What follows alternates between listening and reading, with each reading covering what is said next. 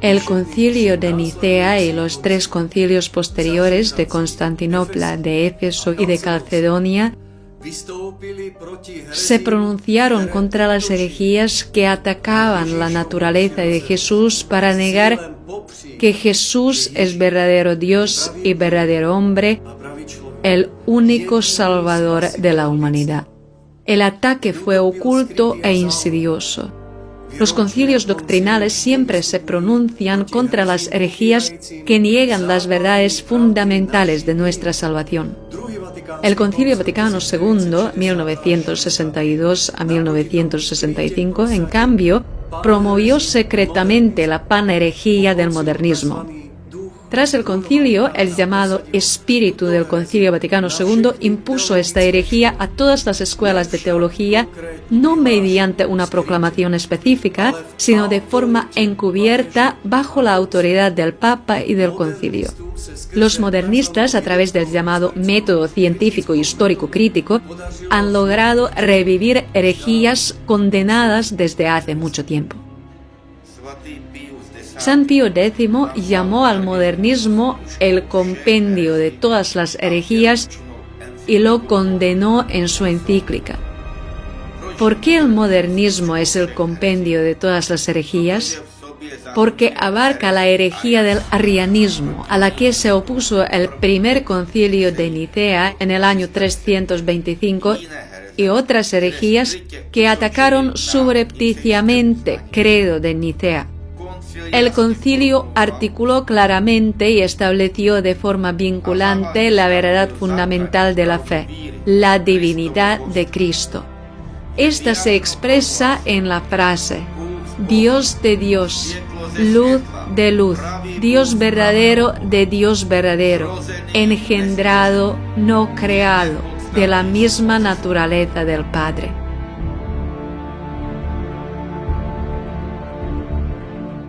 En lugar de predicar la salvación en Jesucristo, los modernistas actuales han introducido una enseñanza errónea sobre el llamado Cristo histórico y el llamado Cristo de la fe, con el que, según dicen, fantaseaba la primera comunidad cristiana.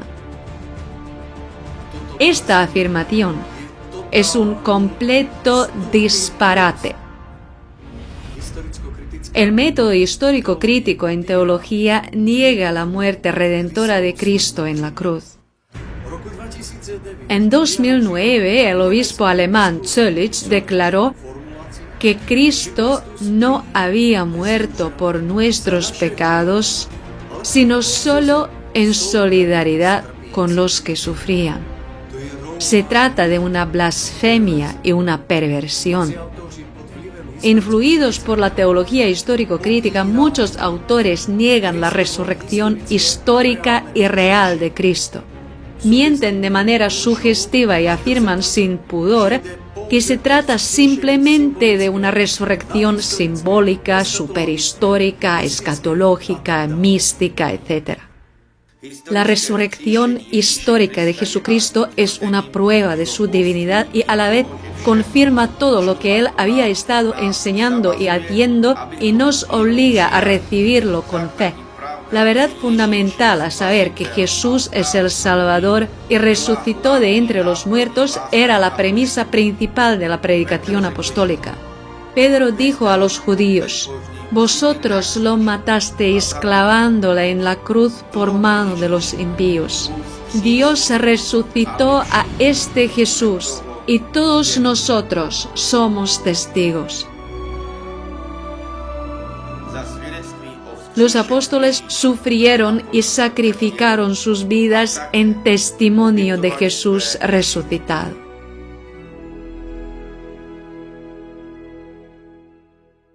La teoría modernista que sirve de base para las ficciones que dividen a Cristo en histórico y no histórico desplazó intencionalmente el origen de los evangelios hacia finales del siglo II. ¿Por qué? Su objetivo era poner en duda la veracidad de los evangelios y especialmente del testimonio explícito de todo el evangelio de que Jesús es verdadero Dios y Salvador, como se afirma claramente en el evangelio de Juan en particular.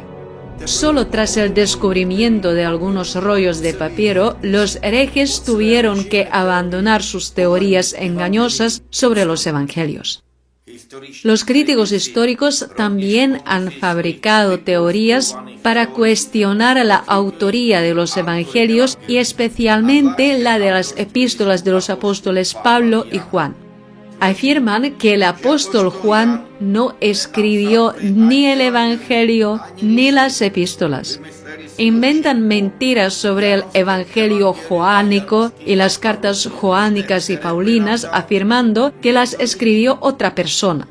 Ignoran incluso el testimonio del propio apóstol Juan, quien escribe literalmente: lo que hemos oído, lo que hemos visto con nuestros ojos, lo que contemplamos y palparon nuestras manos, os lo anunciamos.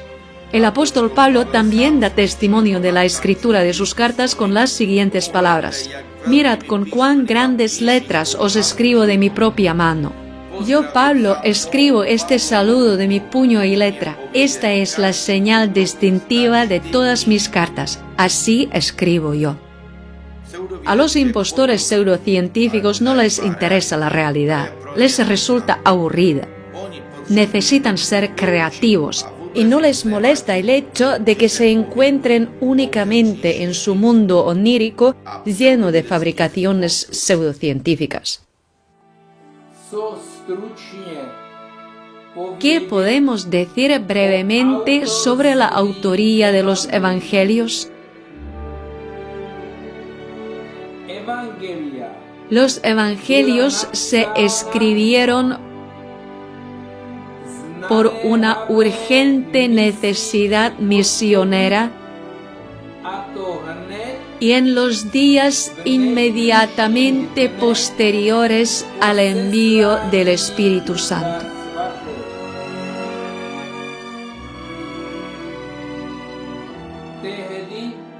En ese momento, 3.000 peregrinos procedentes de diferentes partes del Imperio Romano se convirtieron en un solo día. Las 3 razones principales por las que los evangelios se escribieron inmediatamente después del descenso del Espíritu Santo son: primero, era necesario sentar una base escrita sólida para la misión,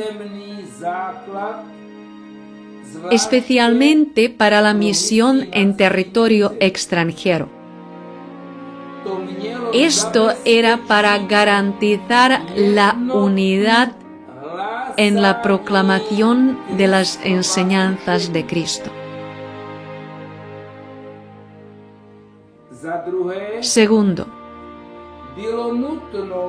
por razones de autoridad, era necesario que el Evangelio fuera escrito por los apóstoles como testigos oculares. Confiaron esta tarea a los apóstoles Juan y Mateo.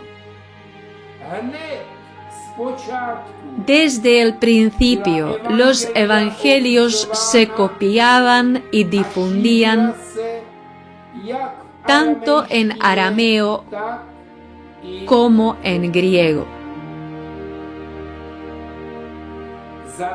Tercero, para el culto divino se necesitaban textos sagrados que gozaran de la misma autoridad que las Escrituras. A los cristianos ya no les bastaba con recurrir al Antiguo Testamento. Del testimonio escrito del Evangelio surgieron la exégesis y la instrucción en el culto cristiano sobre cómo alcanzar la salvación mediante la fe en Cristo y también sobre cómo vivir conforme a sus mandamientos.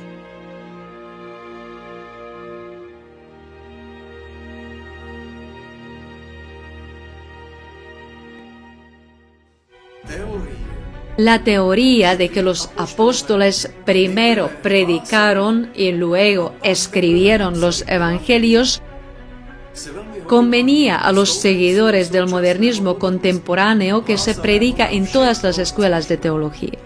En cuanto a los sinópticos, la explicación es sencilla.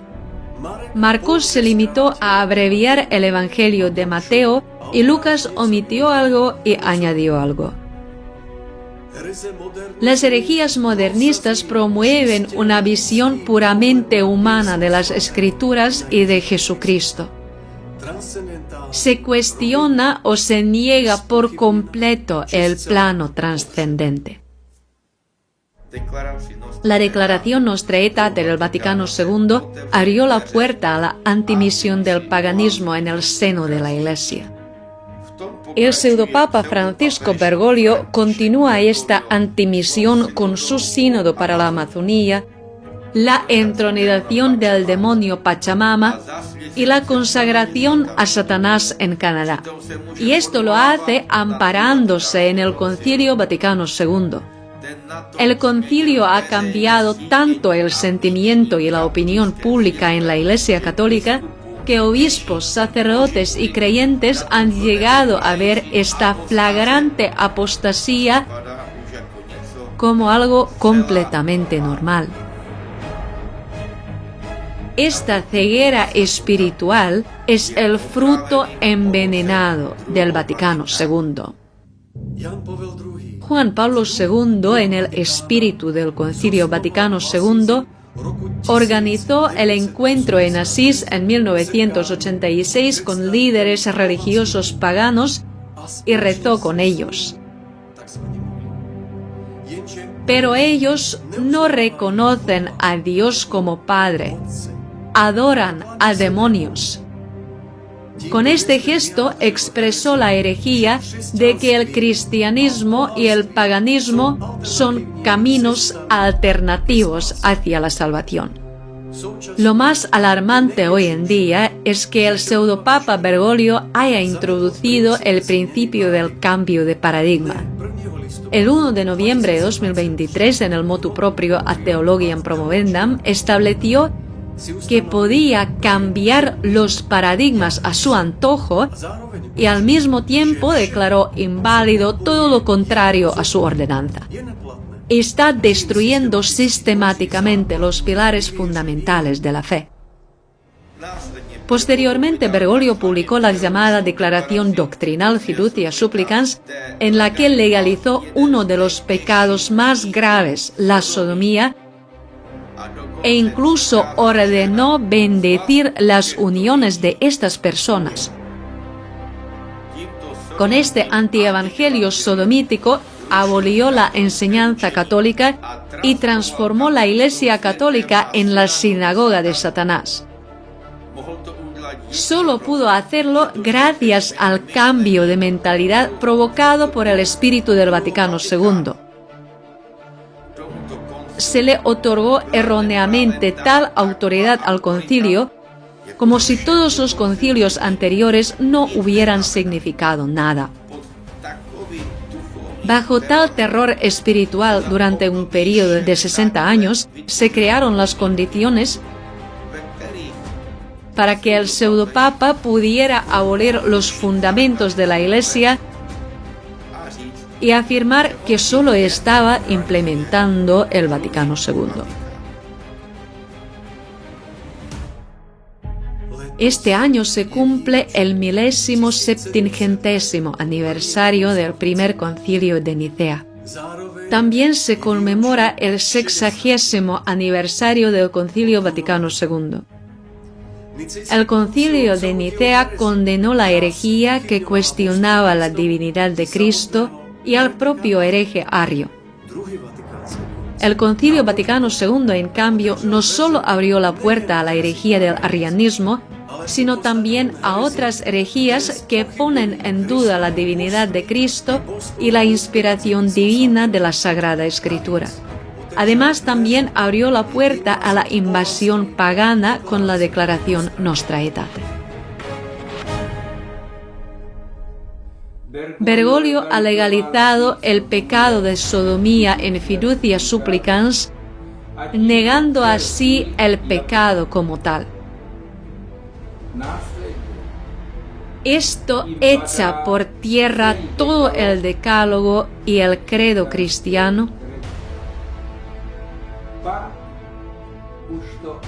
por lo que ya no se puede hablar de doctrina católica ni de Iglesia católica.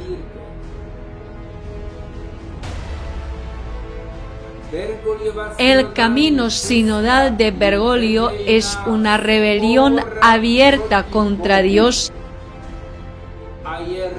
y un rechazo radical de Cristo como camino de salvación.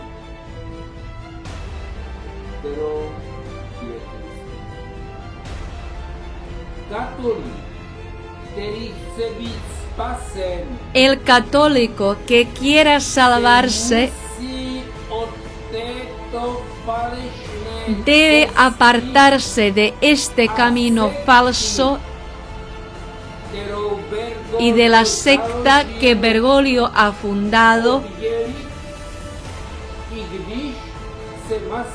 aunque se disfrace de Iglesia católica.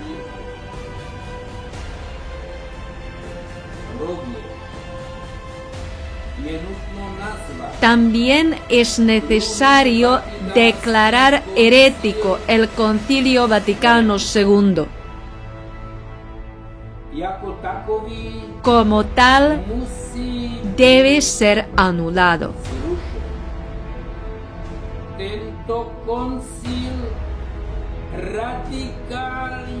Este concilio contradice radicalmente la letra y el espíritu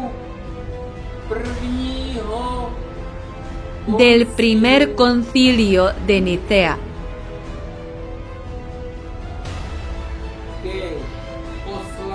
que la celebración del 1770º aniversario del concilio de Nicea sea el motivo de la abolición pública del concilio herético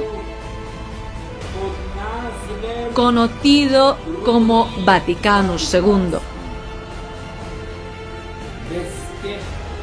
Sin estos pasos radicales,